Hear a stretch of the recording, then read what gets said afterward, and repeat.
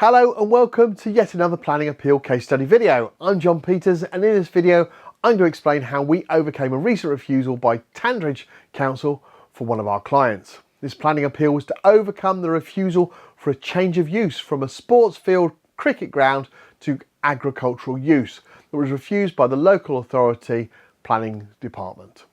Our client was initially booked in for a free no obligation consultation to run through the refusal reasons that would be used by Tandridge Council to evaluate if an appeal was viable or if an alternative option would be best suited for them. The free no obligation consultation, which took around 35 minutes, found that this case was viable for appeal to the Planning Inspectorate, taking away the decision process from Tandridge Planning Department. This case was refused by Tandridge Council for the following reasons. The proposal would result in the loss of a playing field provision without sufficient justification or secured suitable replacement.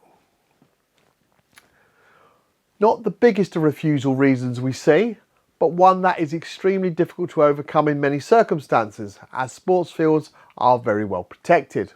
However, this case, the cricket ground was privately owned, and the team that used it, they used to use these facilities, and left and moved to a newer ground with better facilities all round, including suitable changing facilities, something the existing ground did not offer. Because the ground was no longer used for sporting activities, the abandonment of the use left the owner without income to maintain the pitch, but a requirement to do so. As such, it was only fair that they should be allowed to change the use and make the redundant site useful again. And the new proposal was to grow flowers. With planning appeals, experience matters. Our specialist team, who handle over 2.5% of all planning appeals in England and Wales that are currently produced and submitted, start by producing a comprehensive and robust appeal statement. That in this specific case was 29 pages and just over 9,500 words. It's important to detail in the appeal statement where the local authority failed in their assessment of the case and how, where possible, both local and national policy applies in favour of the appeal. Additionally, if possible, bringing in similar cases that the Planning Inspectorate found in favour of appeal. Once an appeal statement is completed, we send the document to our client asking them to check that they are happy for us to submit the case.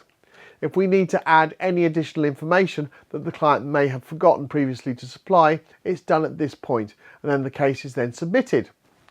It is vitally important that all the documents and responses are submitted throughout the process on time, as failure to do so will result in the appeal not being successful, something we hear about often when people attempt an appeal for the first time.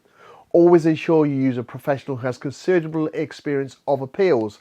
It's worth asking them for some recent successful planning appeal case studies like you find on our website. Due to the large number of cases we represent, we have a dedicated team that liaises with the Planning Inspectorate on a daily basis. For this appeal, an independent planning inspector from the Planning Inspectorate visited the site on the 11th of May, and we're pleased to confirm the appeal was upheld and the permission granted on the 25th of May in a 4-page appeal decision notice. If you'd like to find out if we can help you with your planning appeal, complete our online form on our website www.planningappealsuk.com, and our new case support team will arrange for a free no obligation consultation with one of our planning appeal assessment professionals. Thank you for taking the time to watch this planning appeal case study video, and I look forward to producing the next one very shortly. Thanks a lot. Bye.